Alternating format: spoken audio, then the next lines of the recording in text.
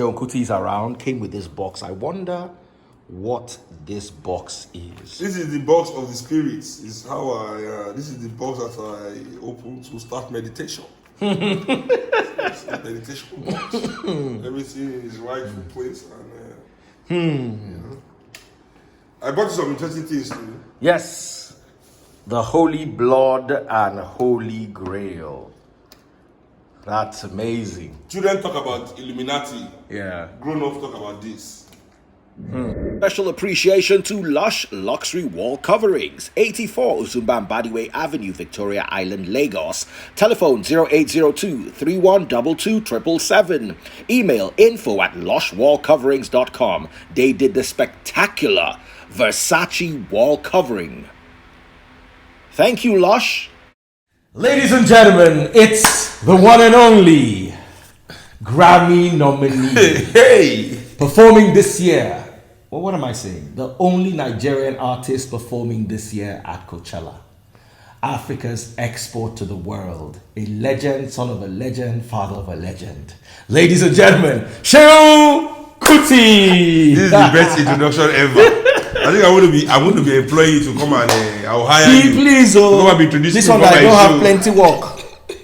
When I'm done preaching, I have to be able to feed myself and my family, so I don't rely on the church. Listen, a real man of God is a man of the people, so you can't be hungry. I thank God, but it's not been easy because you need to it's not just food and shelter. There's school fees. Now we have children. I think it's that school fees that the federal government of Nigeria used to hold all Nigerian professionals to ransom. We don't need school fees. School fees, but I don't want to born second child because of school fees. I'm thinking. How many kids do you have? One. I don't want another one. Just one more set of twins. Daddy Freeze, you're a priest, so please don't go and give me unblessed blessing.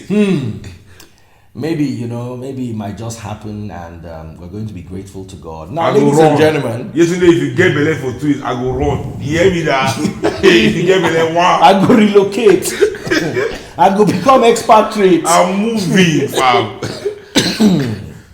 Now, you are so anticipated. You're my very first guest this year, and you've been so highly anticipated that 2 or 3 people, and I'm waiting for the money, said they were going to pay for Tastebudzng lunch if I can get you to come.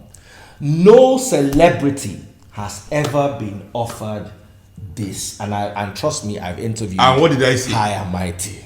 I said, as long as Tastebudzng is bringing the food. So when we're done, there's going to be some Tastebudzng for you. Yeah. Courtesy Tastebudzng. And hopefully that guy that said he was going to pay will remember to pay. Anyway, welcome to my couch. My voice has been off for a couple of days. This our Hamatan weather Is the ancestors punishing us for dirty December? For dirty December. How was your December? Well, very hygienic. Very hygienic. You kept it clean. Very, very hygienic.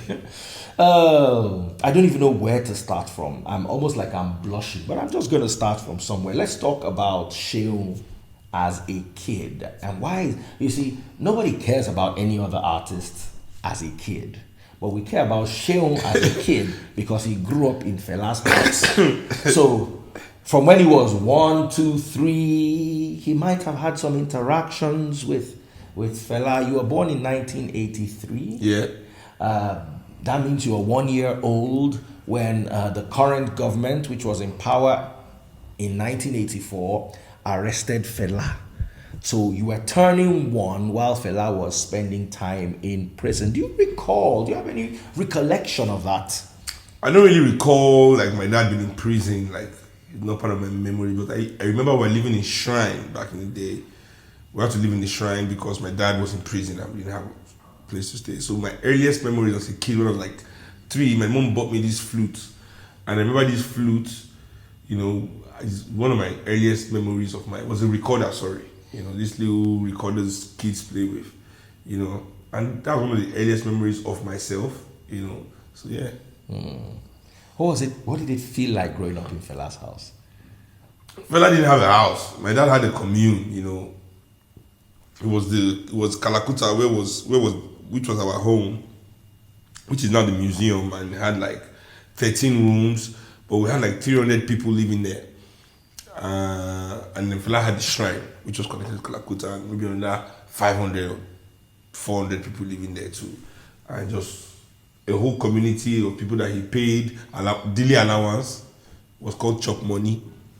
Like everybody daily allowance and weekly salaries, So I grew up. So the weekly salary was different from the daily allowance. Yes, that's what Fela used all my inheritance money to do. That's why I didn't inherit any money when the man died. Because Fela was a socialist at heart, as well. He didn't believe that anybody had, he believed in. That's why when people use Fela as an excuse to be responsible, it really irks me in a very deep way, because Fela was the epitome of responsibility to his community. Like everything he had, he gave it back.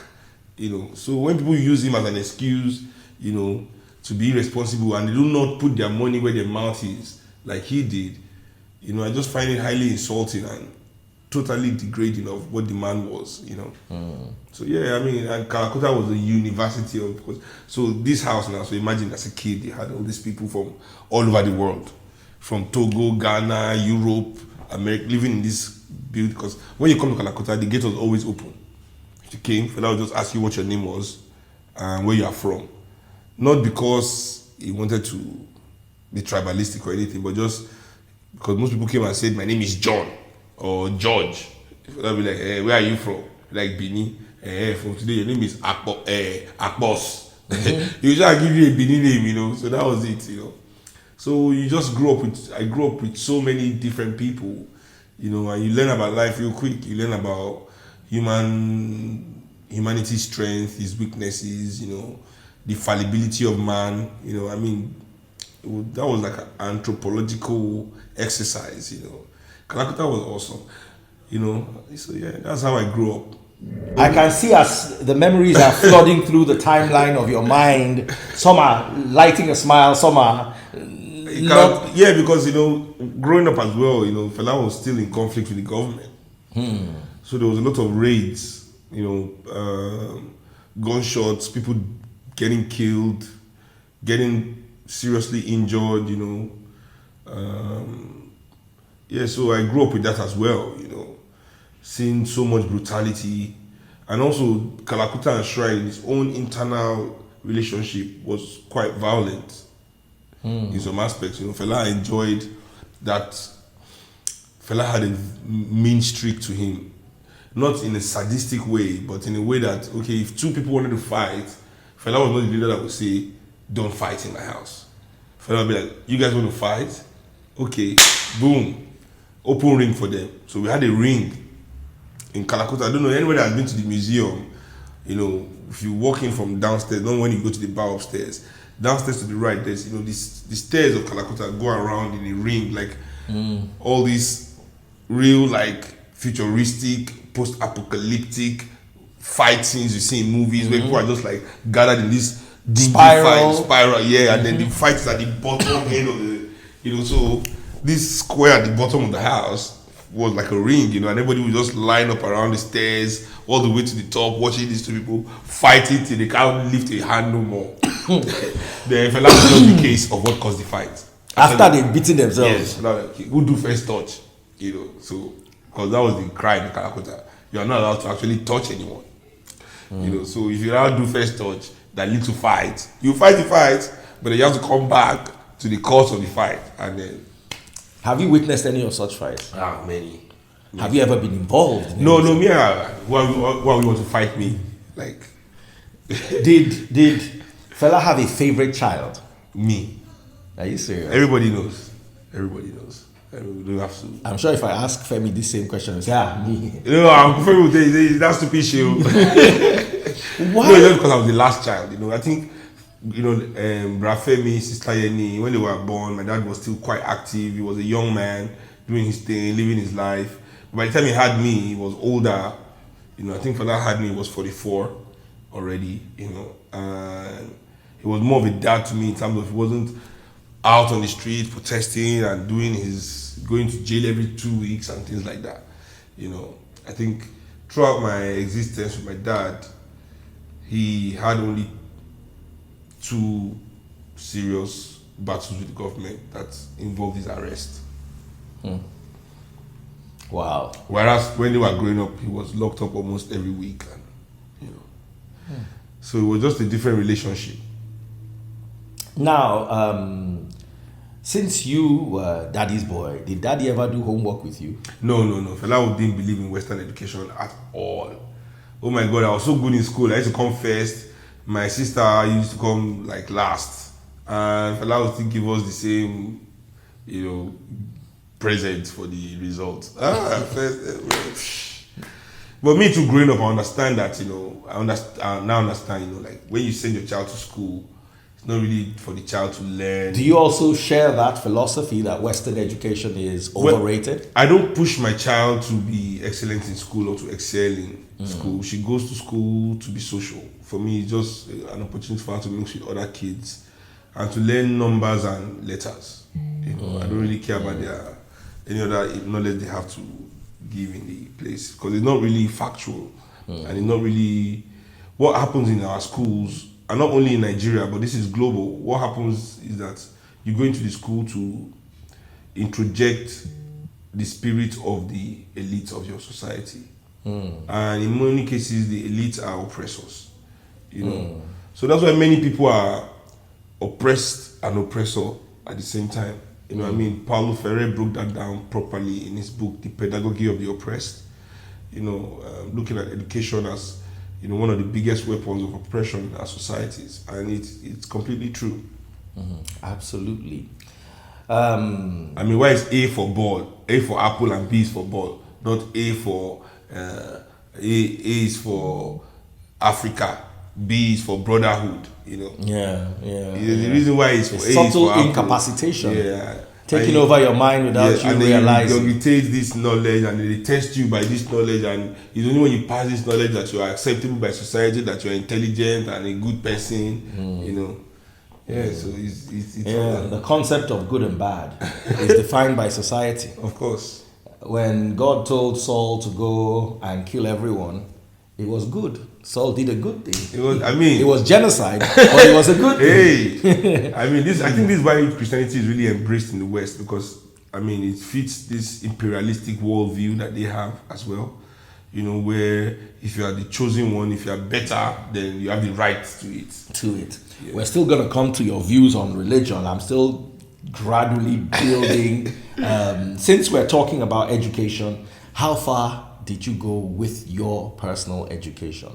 Well, I didn't get a degree or anything, but I studied popular music and sound technology at the Liverpool Institute for Performing Arts. Okay. I did a course after my high school.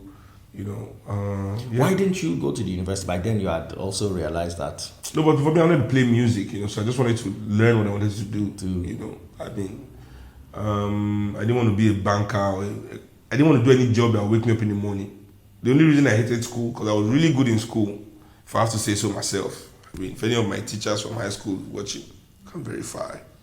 But I didn't like school because you had to wake up in the morning to go to school.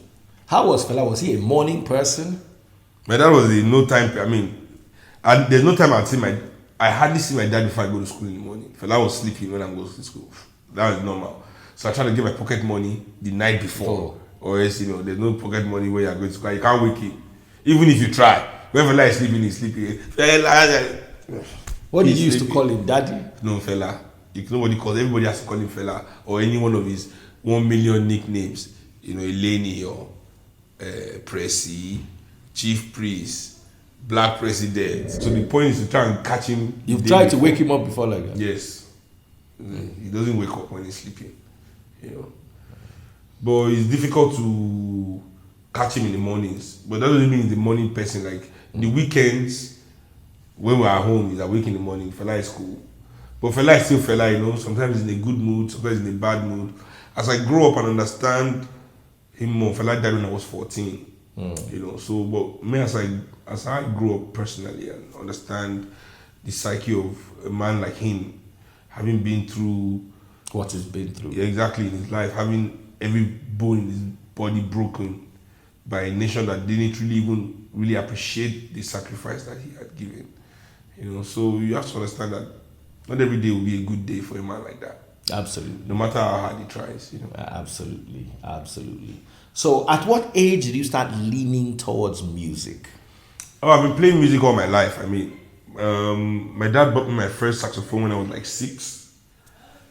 You know, because I used to always play with his sax in the living room. And I've been on stage since I was 8. You know, so next year it's going to be my 30th year playing Saxophone. No, professional music, singing. I didn't start playing the saxophone till I was maybe 15, but I've always had one. You know, like a kid, when you don't have it, you are playing it all the time. Until my dad bought me my own sax, I played it for 1 month, 2 months, I left it alone, you know. But then I picked it up again. I started playing the piano when I was about 8, 9, 2, you know. So my dad said I had to be classically trained up until grade 5. If I wanted to be an instrumentalist, you have to learn the piano up to grade 5. So I was doing that. I was done by the time I was maybe 14, 15. Then I picked up the sax, you know. So yeah, I've been playing the sax since I was 15, 16. What instruments did Fela play? Many people say that Fela could play every instrument, but that's another urban legend. It's just that as a composer like I am, I have an idea of every instrument I compose for. So if you give me a guitar, I could find my way around it doing my stuff. But I wouldn't say I can play the guitar. You know, I feel many people get away with that. You know, many so-called big musicians don't play the instruments in Nigeria. They just go around, find their way around it, and then they say they are guitarists or pianists, things like that. You know, but yeah, I can find my way around many instruments like my dad can. But my dad was basically and mainly a trumpeter, pianist, saxophonist. Those are the 3 instruments I've actually seen him play. Absolutely. It was rumored that he went to the UK to study medicine and then he dropped out and studied music. Is that another urban legend? Yes, that's what his family wanted, but his grades weren't good enough.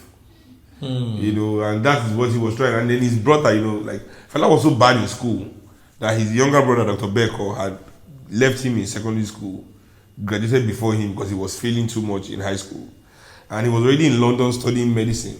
If you realize, my father's his 2 other brothers, both the elder one and the younger one, are both doctors. Uncle Koyi becoming Minister of Health, Yes, and a pediatrician, WHO, whatever, and Uncle Beko, you know, loose chairman, and they were both doctors. And he's the only one that didn't become a doctor. Not because he went and found love of music, this is a lie, but because he was terrible in school. Fela was just not an academic. So Uncle Beko called the family and told them, listen, I'm here in this UK studying this medicine. Fela cannot cope with this course. So Uncle Beko actually was the one that found him. This is what Fela told me. Found it. And I think it's in his book too, Black Man of the Nile. Man, you guys are hearing some good stuff right here. I mean, Fela's book is called This Beach of a Life. I said this Black Man of the Nile. Fela's book is his autobiography, is This Beach of a Life.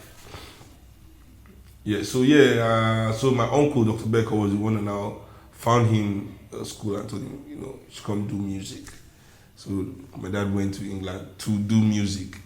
You know, his family wanted him to do medicine, but his grades, not because he just got to England and said, you know, F these people, I'm going to do my music. My grandparents were not that kind of. But listen, my grandmother was a confidant of Chairman Mao. You understand what I'm saying? Forget this that they say, oh, first African woman to first Nigerian woman to Jamaica. That's some baby steps. That's nothing to what who this woman was. The kind of colossus. She will not send you to England to go and study medicine. You go there and do music. They'll come and meet you there. Then you think you are. You know, my grandmother was the first black woman to visit China as well. You know, confidant of Nkrumah. You know, she was Africa's foremost socialist. You know. So you definitely come from pedigree. Yeah, definitely from real African bourgeoisie. No, I don't think we are bourgeoisie. We have the opportunity to be, but you know, the characteristics of being bourgeoisie, we didn't tick it off in our family. Yeah. We try to use the success and the power that we've been able to accumulate in our own, through our own talent and existence, to the benefit of the majority of our people. And I think that's what separates us from being the typical bourgeoisie or elitist in Africa that they try to extract from their people to further exploit their people. And I think that's what is missing, you know. Now, you went to Liverpool to study music, and when you came back, how did you integrate into the Nigerian music scene? Was it easy for you? Were there any challenges? Were there any benefits being Fela's son and any challenges being Fela's son at the same time? I think the problem with me is that I already have a brother that's Fela's son that came out 20 years before me. You know, so that whole Fela's son card was already played. That's what most people don't understand, you know. And even for my brother, that was the first. Like, most people say, oh, you're making it because you're Fela's son. Okay. Because I'm Fela's son, there's a certain standard that is always expected. Yes, the door is open. But as soon as the door is open, there's a standard expected that is not expected of any other artist. So it is not even a benefit, really, when you have a famous dad. Yes, it will open doors for you. That's what most people see. But you don't see what happens when you are inside this room that the door is open. That the door opens. That the door opens to, exactly. Now, I've noticed that your music is more internationally accepted than locally accepted, because you're a Grammy nominee, and I don't know how many times you're listening to a Nigerian radio station and you hear Seun Kuti's music, or you go to an event and you hear Seun Kuti performing. But when it comes to exporting music out of Africa, one of the first names you hear is Seun Kuti. How is that possible? Does this fulfill the Yeshuan prophecy that a prophet is not recognized in his home? Well, I think or are there other factors? The issue is not really prophecy. The issue is whether I'm a prophet or not.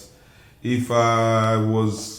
But Fela was a prophet. Yes, of course. My dad, I think musicians are all prophets. You know, we're all powerful in a certain way. And just like, you know, in anything, you can use your power for good or evil. You know, and I think my dad was just so human that even at that time that he had so much, he was able to see himself as the smallest person in his society. He never saw himself bigger than the smallest person in the society. He was only as strong as the weakest person in his society. That is how he saw himself. And many people were living good then, trust me. You know what salary was in Nigeria? Dollar was 75 kobo to $1. People were balling. So when Fela was talking, they were like, what did this man say? You know, they were not thinking of those people in the fringes then. So now that thing has now gone, all that has gone. Everybody is gone, it disappeared. Now everybody's like, Fela is a prophet, as if, you know, those things weren't happening in the 70s, you know, just because it wasn't happening to them, you know. So for me, not about, you know, whether, I just think it's because Nigeria is a country where the elite control everything. And poverty means voicelessness. It means silence. Not in the silence that you cannot speak, but in the silence that you cannot project yourself to the world. When you are poor, you are silenced. Let's talk a little bit about music. The current Malian madness. What's your take? Well, I mean, first of all, what I don't support is everybody in Nigeria suddenly blaming this young boy that just came back to Nigeria many years ago for all Nigeria's. Have you met Naira Marley? I met Naira. He's friends with some of my friends in London, and we met in a club. Actually, the only time I've been to the club in London in maybe 15 years. And I met him that night, you know, funny enough, through my friends. And he's a really cool dude. You know, what I think is wrong is that we try to blame young people. So you don't think he's a negative influence? I think he's himself. I think he's himself. If you are not interested, tune out.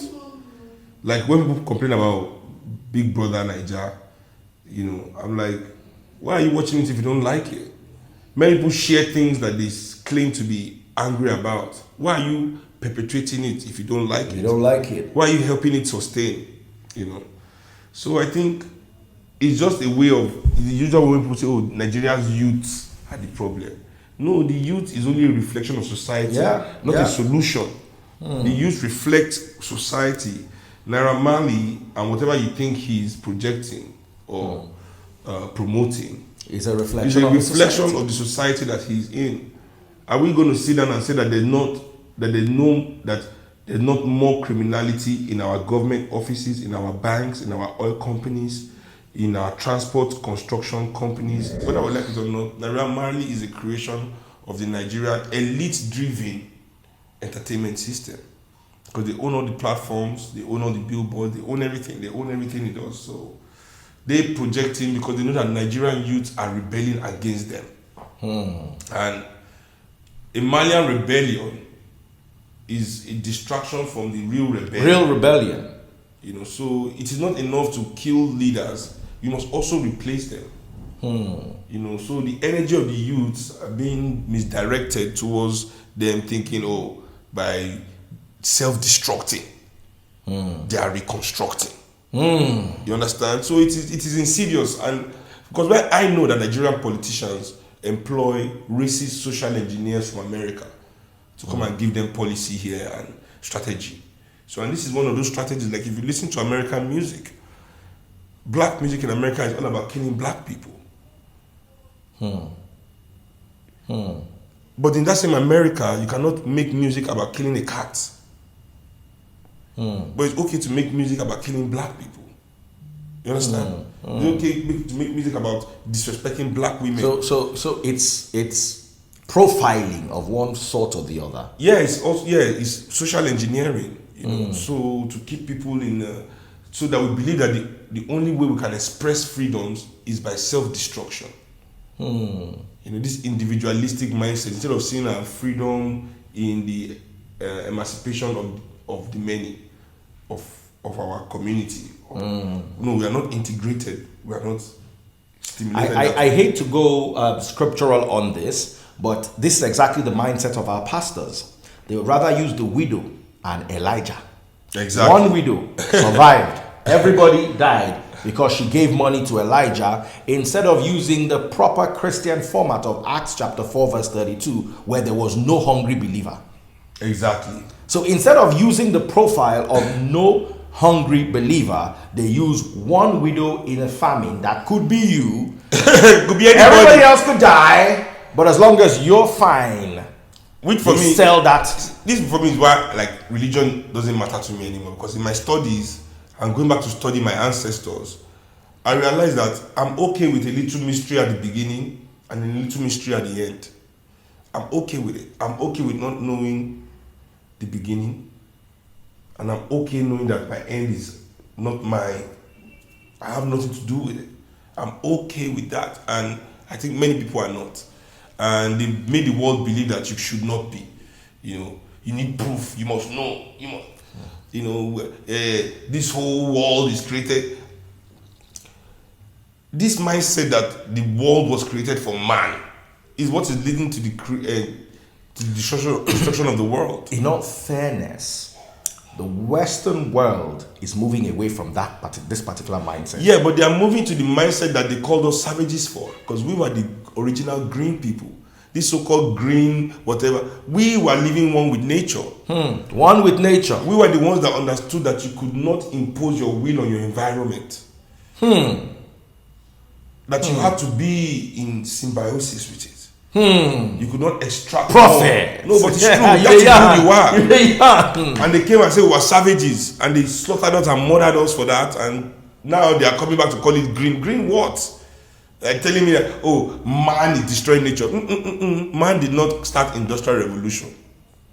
It's the people that started industrial revolution that owe the world a big check. Check, yes.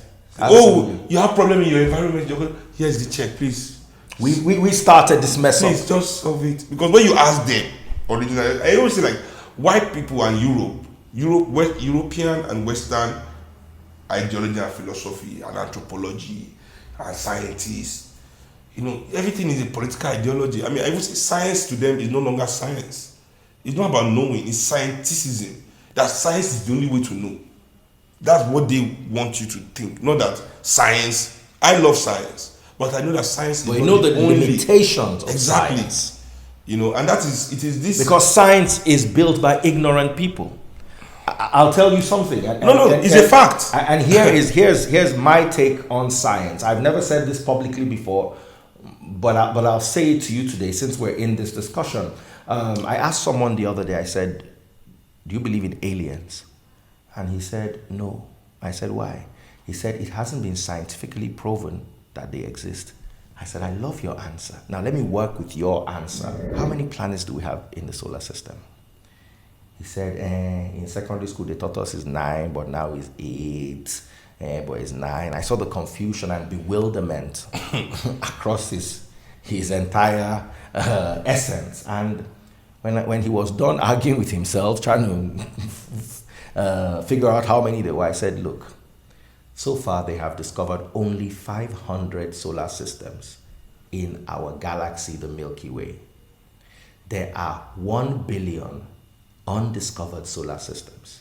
Now, out of the 1 billion undiscovered, they've discovered 500. Out of the 500, we are in one. We don't know what is in our one. We can't even get there. Inside this, our 9-8 planets, we are arguing back and forth. And then our galaxy, the Milky Way, is next to Andromeda, another galaxy.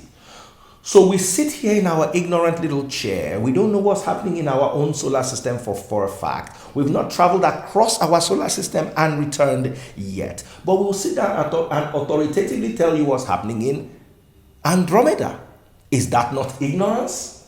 Is our logic not based on ignorance? If we've gone, I would have expected the scientists to say, after my trip to the ends of the Milky Way and from there being able to peep into Andromeda, I can see that we've not encountered any life form. Then you can see that your scientific evidence counts as something. But what you have as scientific evidence right now is actually ignorance. But even the science world is divided whether they are aliens or not. I know real professors, like serious professors with all kinds of awards and titles that will swear on their life that they are aliens. That not only are they aliens, but they are here on Earth. They visited. We are in business with them, but it's secret. And there are some that as soon as you say alien, they say you are crazy.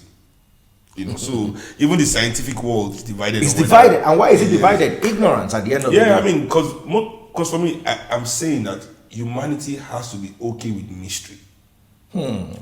We need to be okay with mystery, and that is how we can find the spirituality again.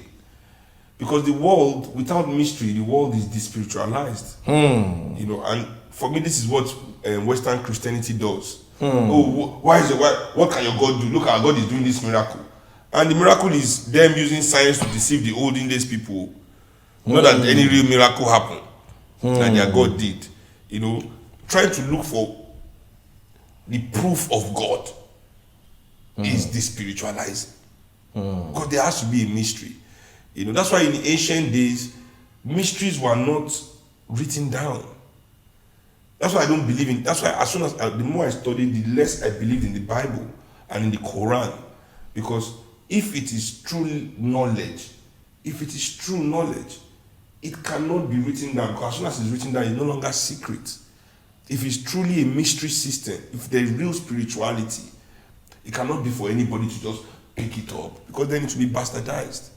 Talking about religion, since I intended for us to go there a little later, but since we're already there now, what's your religion?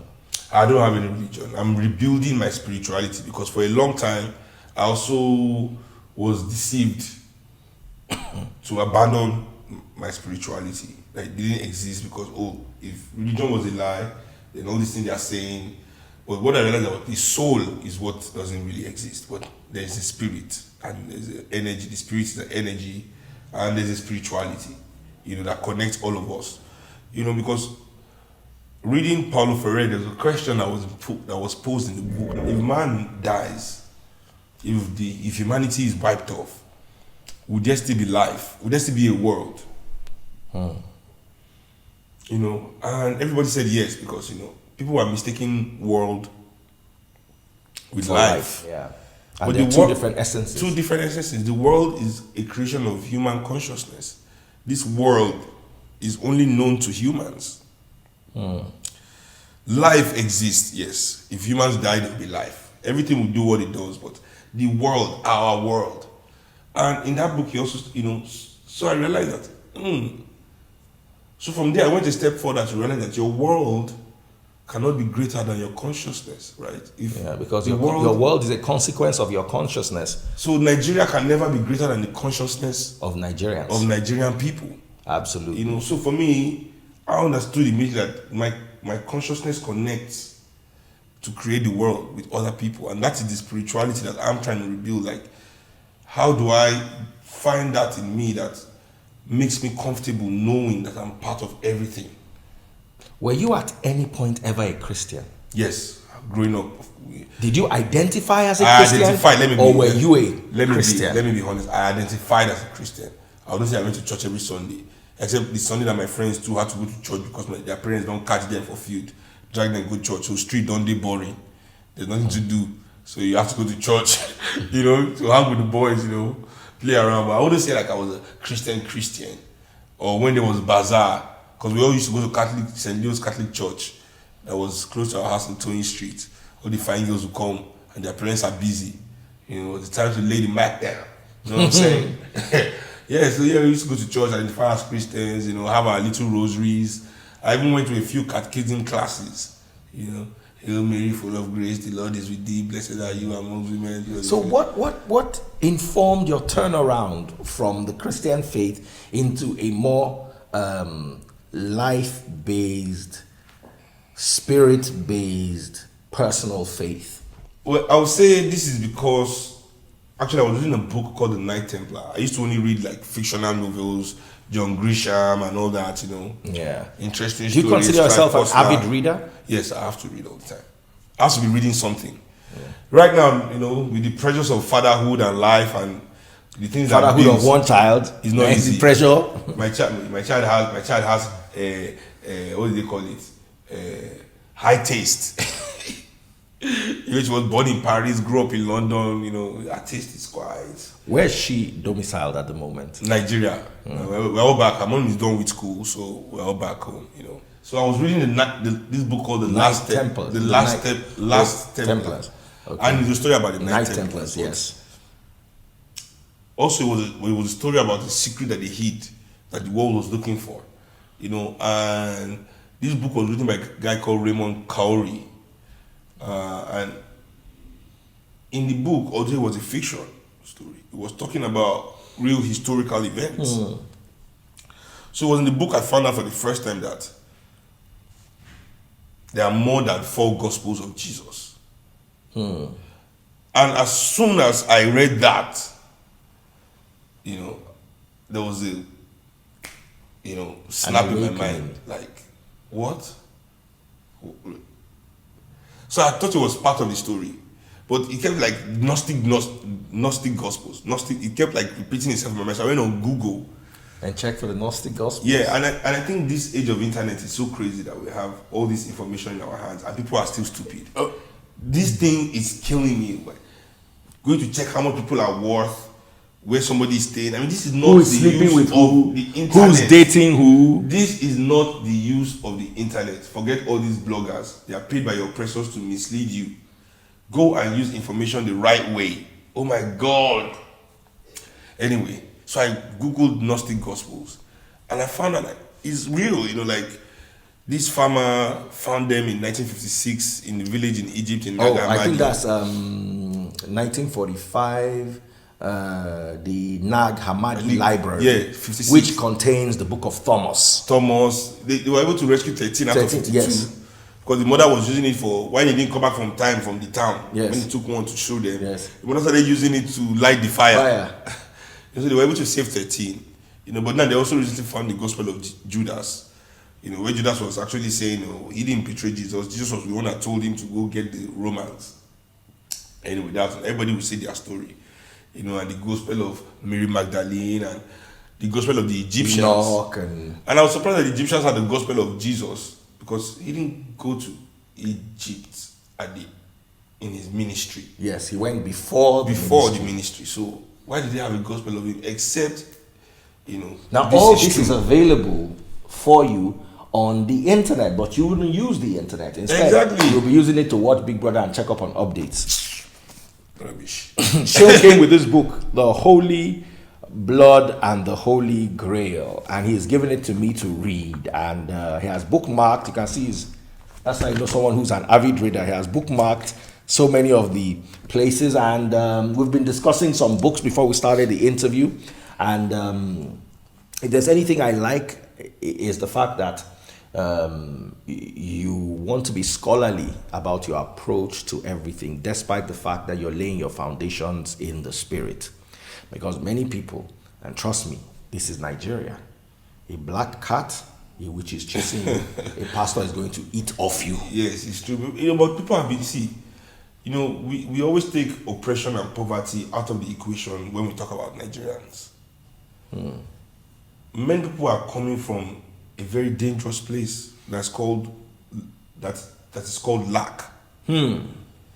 Maybe we have not experienced it, And may we not experience it. But not knowing where your next meal is coming from, and at the same time having a police force that is willing to brutalize you at any point, or you can fall ill and die at any point, and all these issues creates a mind that can be easily deceived. What is wrong in Nigeria is not the lame and the uneducated and the ignorant that is being abused.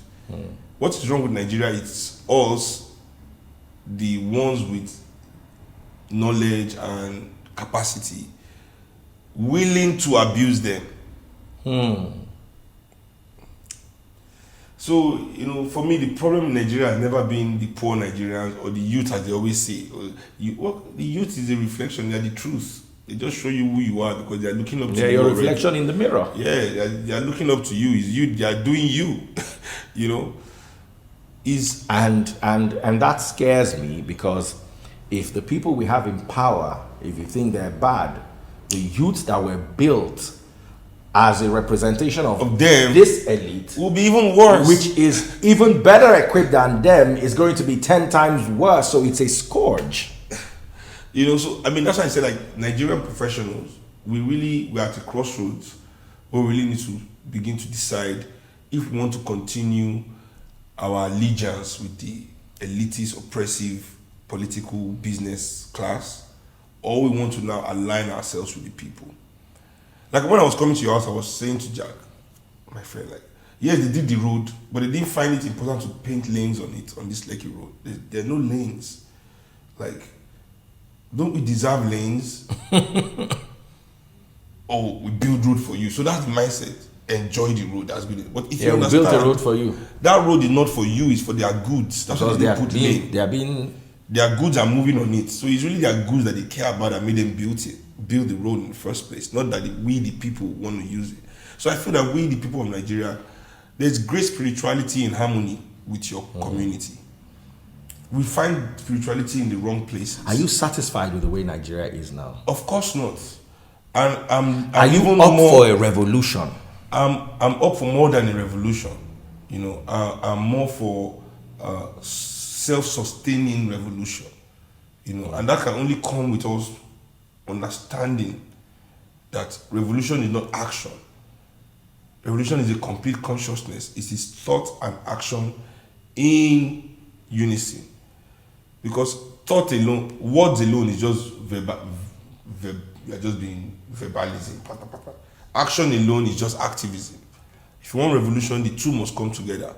So that's what I'm saying. For example, the Nigerian professionals are not at the state where they go on strike because poor people don't have good schools.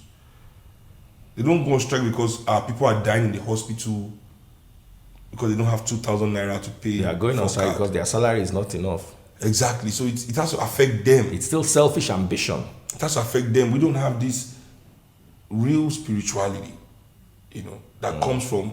That's what I said to how can somebody say they are serving God when they can't serve the people? Because serving your people is the real service to this God that we are looking for.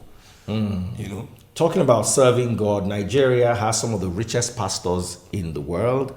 And according to the World Poverty Report, www.worldpoverty.io, we have 94 million people doing well there. in extreme poverty, We are doing well there. more than double the combined efforts of China and India. I say we are doing well. Which Have if more you people than us. If they came together, would have about 3 billion people. Yeah. And we have less than 10% of their combined And still have population, more people but we than have them. more than double their combined poverty. Yet, some of the richest pastors in the world. What's your take? There's a direct correlation between Aliko Dangote and the pastors of Nigeria, like Adeboye, because they are extractors. They are the ones that are comfortable to extract from their people. So this is that, and that's the real thing that drives Nigeria, is this extractor mentality. There's no inclusivity in the activities of our elites. They just want these industries where their hands are directly in your pocket. Food, shelter. So the food, they take all the land to grow food. Take all the land to build house. They control the buildings. They control fuel that you need to move your car. They control all the schools that you need to send your children. So there's no public school to compete with them. There's no public housing to compete with them. There's no public healthcare to compete with their hospitals. There's no public refineries to compete with their imported petrol. You know, like me personally, I'm on a personal crusade where I only buy fuel for NNPC. I don't know how true it is, but our federal government said NNPC petrol is refined in Nigeria. So I don't know why they still sell it at 145 like the imported one. But even at that, I buy it. I only buy NNPC petrol. I rather buy NNPC petrol than imported petrol. If all Nigerians queued at NNPC and refuse to buy NNPC, any other petrol except locally produced petrol, there will be refineries all over Nigeria in less than 1 month. You know, so we are in a situation where I believe that people that are willing to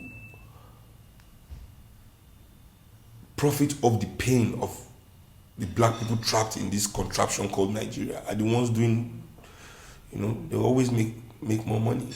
And I think pastors, priests, and imams. I mean, we always talk about pastors and priests because imams, you know, they don't live loud.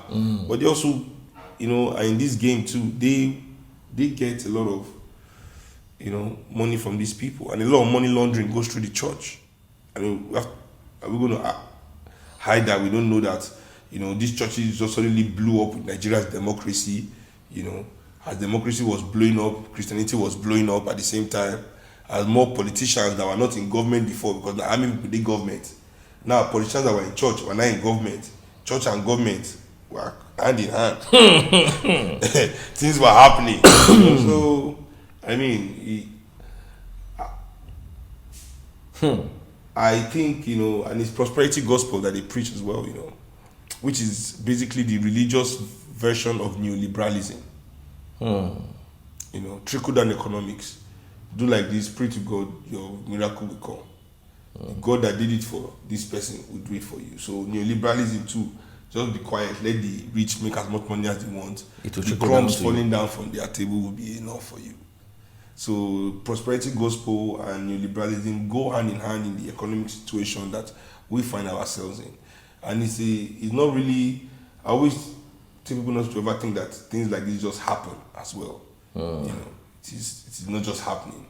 It is engineered. It's our political reality. Yeah. Talking about getting us out of this mess, I don't know how familiar you are with Omoyele Sowore on a personal level. He's a very good friend. He's a very good friend. And senior brother too. Do you believe in his Revolution Now movement? I think revolution is necessary in Nigeria, but explaining what I meant by revolution is, you know, thought and action in hand in hand, in union. In unison. In unison, I beg your pardon. Yeah, so it's just having a dialogue and knowing exactly what freedom is. Because to many people in Nigeria, freedom just means to be white. Freedom to them is whiteness. If you can, in a way, impose Britain on Nigeria and give them all the things that the British have, they feel they are free, yeah. I mean, that to them is is freedom. Americanizing the society. Many people mistake modernity to development, modernization, which is what our elites do. Something that modernization is just a way to enrich the big capitals and the countries that produce the goods that you use to modernize. Development is a completely different thing. Absolutely. So, for me, those lines are a bit wonky here. Now, what is your advice to your children? Biological, spiritual, intellectual, and the young generation about religion in Nigeria? Man, for me, I always say to people that I know enough to abandon religion, For me, as I said before, the mistake I made was to abandon religion and spirituality, But spirituality is essential, is a fact, because spirituality is what science calls energy, and it's in different forms. Just the way we function in different ways, because we are spirits too. Nobody is one way. And that's why till the day you are dying, you are still discovering things about yourself. Many people can try to kind of lie like they're in control. I'm in control of myself, and that's a lie. Nobody's in control. We discover new things about ourselves every day, and that's one of the things that makes life interesting. Now, our celebrities, do you think they're doing enough for the country? Well, I don't. Also, as I said, these are the elite celebrities. They're not for the people. I say to people, like, they are powered by their billboard money, their party money, and all these things that they have. So we can't really expect them to deviate. Have you ever, for instance, turned down an endorsement because of the negative effect you felt it might have on young people? It wasn't an offer on the table when I said take it away, but the discussion has been started, and I'm like, I'm not interested. Yeah, definitely. So you put the youths first. Not the youth. I'm part of. I put myself first. My child is 6. He's going to grow up here. Imagine the kind of atrocities that people like Obasanjo, IBB, Murtala Mohammed. He was a good man, but his mistakes to a certain extent, the mistakes of most Yoruba people see Murtala Mohammed as a hero. Yeah, he was. What mistake do you think he made? Well, the mistake he made was that he was a military usurper. And he was seriously tribalistic. Yes. Murtala Mohammed wanted to split up Nigeria. He was one of the heads. He was really adamant. That's why they killed him. Why did they kill Murtala Mohammed? What did he do? What was the reason why Dimka went on his failed CIA coup? That's a CIA red flag of operation. Dimka was always going to be a fall guy for their main man, Obasanjo, to take power. That's another political history that Nigerians need to go and investigate.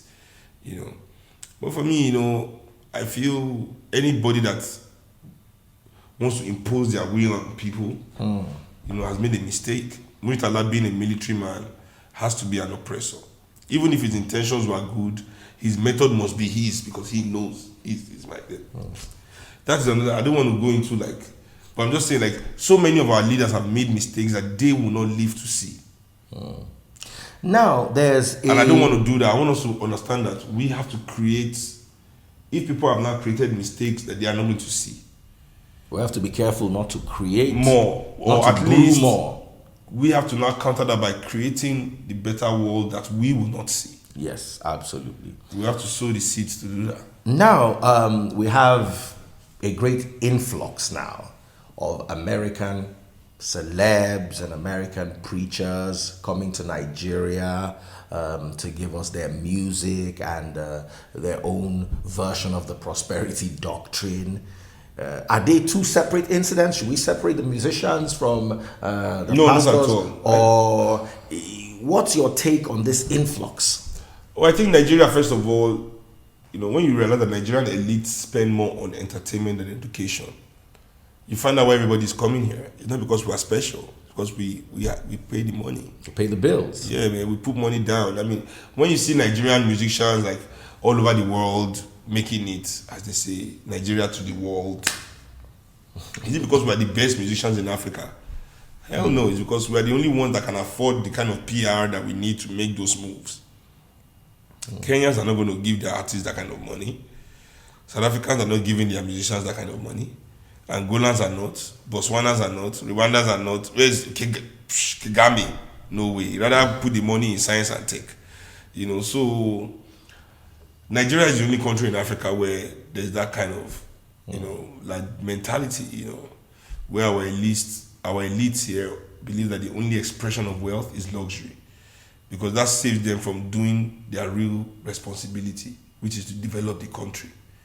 So while they modernize and show us their flash, you know, they direct everybody's mindset. And everybody, musicians, priests, whatever, as you said, you know, anybody coming, you have to be in that narrative where luxury is the answer, you know, like. So that is the narrative they want in society. And that's why everybody is coming, because they are paying big money for it. You know? But I feel that, as I was saying before, like, we, the professionals in Nigeria, we are the only ones that have the power to counter this narrative. You know, we have to start this dialogue with our people. We have to go on the side of our people. You know, because many times I see like everybody's outraged about many things happening in society, but it's false outrage. Many of the times it's mockery disguised as outrage. That's why in less than 2 hours that this outrageous incident has happened, you will see memes will start popping up about it. The next day, they've already made song about it, using the song and the beat, like the time the other guy said, Oga at the top. They even made t-shirts, merchandise. Is mockery, you know, disguised as outrage. And we as Nigerian professionals must offer our people more than mockery disguised as outrage if we believe that we want Nigeria to be better. It is not something that is going to just hit us in the face. Our freedom and development in this country is going to be highly deliberate. It's going to be a conscious decision that we have made, that we are going to like today now the whole outrage is about Amotekun. Have you been there talking? How do you say it? I don't even know how to pronounce it. Amotekun, whatever it is. These Yoruba leaders have suddenly brought out. Now that's the whole thing we are discussing, and that's the game they play. You know, as if this is our business, as if Amotekun is the problem of the common man in Nigeria, as if Amotekun is going to protect the house of common men in Nigeria, as if it's not to the politician's house that they will run to when there's problem to protect them. The way they move around with police, is it going to put our children in school? Is this our problem? Is this the death that is killing us on our roads, or the hunger that is killing us in our belly due to lack of food that we cannot afford? So this is not our problem, but they make it suddenly the issue of society. They will create the issue, sell it to us, we will start discussing it round and round, forgetting our own real issues are just hanging there, and the professionals wanting to show that they are in tune and highly intellectual, who will engage with it and be going back and forth, quoting law. Let them be doing what let us face the things that concern us. You know, so that's when we will begin to act. As soon as we can begin to decipher these red flags that they put all over just to distract us. This crazy news coming out every day in the paper, how people are burying people under somewhere, all these crazy things. You know, people are homosexuals and people are going to meet them and arrest them. And how is that putting food on your table or creating jobs for all these young people in your community that are looking at you, ready to eat you up? What's your greatest fear for Nigeria? Oh, that there will be a mass revolution. Not revolution, a mass revolt by the people, instigated by the elite, so they can abscond with the loot. You know, that for me is the biggest fear, and that's where they are pushing it to. You know, that's why there's so much conflict. Do you think that narrative might see the light of the day with the way our people are unlettered and uninformed, and the way the oppressors are calculated Highly calculated. highly calculated, well informed, and Well organized. and Full of resources. absolutely well resourced. Full of it. If they see a fly that they suspect, they can investigate it. They will bang. But that's why I say, is that I'm saying, like, we that still want to change Nigeria, that we do not have the same resources as these people. We cannot just be fighting every battle, going everywhere, distracted by everything, outraged by everything. We have to pick those things that we know that, yes, this is what it is about, and concentrate our effort on those. But most people want to be everywhere. A lot of people fought me over the revolution now, because despite being a friend to Omoyele Sowore, I was quite worried about the state of unenlightenment, the state of bewilderment that an average Nigerian is. I witnessed the ShopRite riots. The next roundabout from here is ShopRite. Okay. And what started the riots? Xenophobia. And what was the xenophobia all about? Black South Africans attacking black Nigerians in South Africa. And then we're attacking Chinese people, and we're attacking Indians, and we're attacking our fellow Nigerians simply because we're uninformed. At the end of the day, who gets to suffer? Us. So I was like, I think we should calm down on the revolution now, while more information is being given to the people so they can understand the consequences. They can understand the beauty of whatever it is there. What is even the consequence? Not even the consequence. What do they understand a revolution is meant to achieve for them? Because there's nothing worse than the people thinking that, as soon as you get power, their pockets will be full of food. Full of food, yes. And then you get power, they are waiting 3 months, nothing is happening. 6 months, they are even suffering more than before. Yeah. There's nothing worse than that, because you now entrench those old oppressors back in power worse than before. Yes. Because they're like, didn't you do it? What did you get for it? Because that's the only reason I wasn't sharing the revolution now on the street show, and I told him wholeheartedly that revolution cannot be done on behalf of the people. It must be done by the people. It can be done, exactly. It must be done with the people. You can't do it for them on behalf. You have to be with them. And the greatest weapon is information. As I said, it is knowledge and action moving together. So it's a consciousness drive where we have a dialogue where people know, and it takes a lot of time. It's a lot of work. It takes a lot of resources. How close are you to Two-Face Idibia? I'm close to him. Like, I won't say we don't visit ourselves in the house. Yeah. I don't think I have his number, but like when we need to reach each other, like there's always. Let me ask this: what are your thoughts on his cancelling his own planned protest? Honestly speaking, I would rather not say it publicly. Okay. Honestly speaking, yeah, I would rather not say it publicly because I don't like to lie. Okay. But I understand what it means to have secret information and understanding the weight of it. Yes.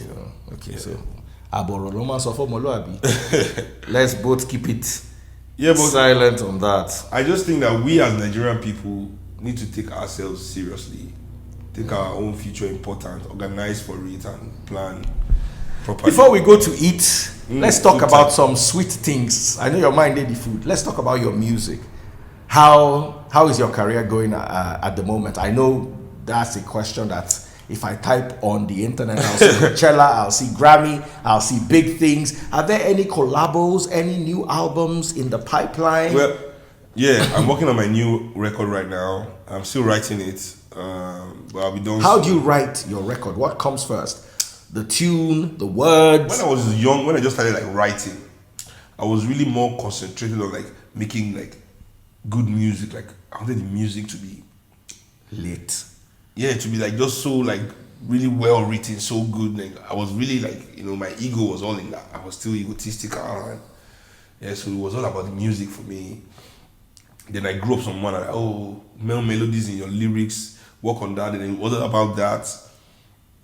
But at the level I am now, for me, it's all about being able to just express myself how I want. I'm not trying to impress anybody. I'm trying to prove a point anymore. my last album and this album and that I'm writing right now are generally influenced by certain moments. And in this one moment, I'm gonna write. I find a topic for 7, 8, 9 songs, and I make an album for that. This moment in my life, this moment that as a musician, this moment as a father, this moment as a Nigerian, this moment as an African, this moment as a human, so this is what really, really now drives my music, compositions. Absolutely wonderful. Thanks for having me, man. Yes, time for some taste buds, ladies and gentlemen. It's been Seun Kuti. I've learned a lot. What is I've it? learned a lot too, and we've shared a lot here. Before we go anywhere, what's your take on my Free the Sheeple movement and the Free Nation in Christ Church? I'm an honorary member of the Free Nation in Christ Church. Yes, so I'm the only non-Christian member. Well, we actually have another non-Christian member. Really? Somebody else is fighting for my title in this organization? She started with us, and I try as much as possible to work with belief in God.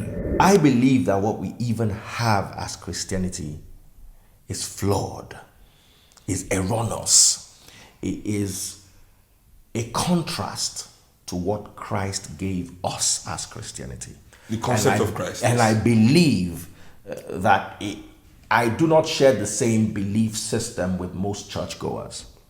You definitely do not. Absolutely. So even if you're of a totally different faith, I must say that, hate it or not, I'm also of a totally different faith with most churchgoers and most pastors, because most pastors base their doctrines and ideologies on church tradition and church ideologies, not commands from God.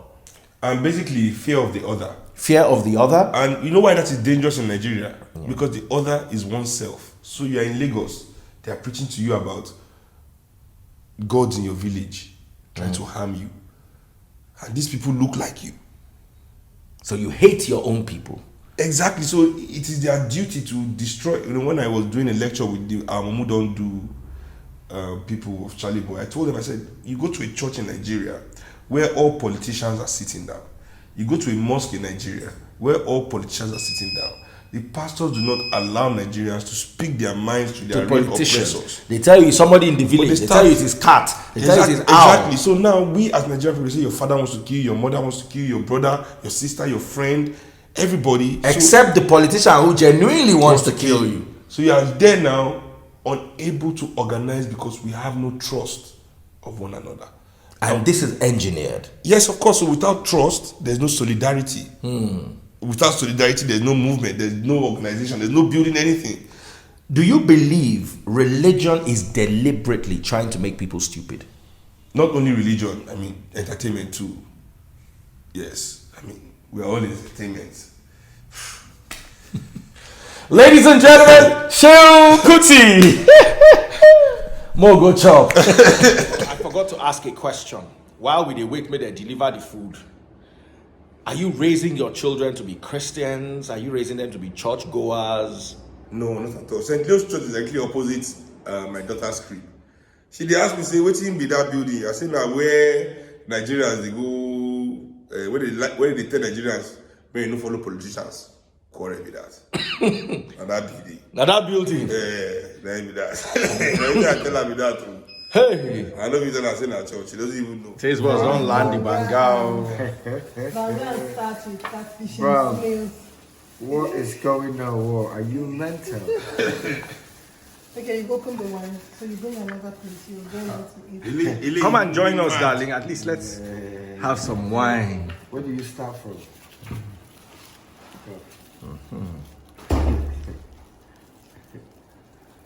This is no joke, eh? Yeah. No say, let me carry you come here. I'm just saying I don't love you.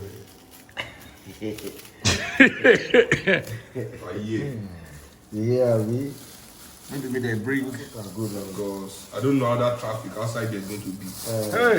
We have to be prepared. Cheers to knowledge. You get me? Uh-huh. No, no, something. Ah. She has already started. Wait. We go through the back door. The front door. Dog, you don't say what this country don't live for Denmark. Eh. So you don't get the technique. We are going through the back door. It's okay. Eventually, maybe you'll get there. Banga, you moving mad. The snail and that. Hey. Igbin. Ongbete mibo. You don't even wait for me, Shehu. I thought we're members of the same. My road far. No best. Finally, they brought my own. Hey. How do you know you'll be hungry?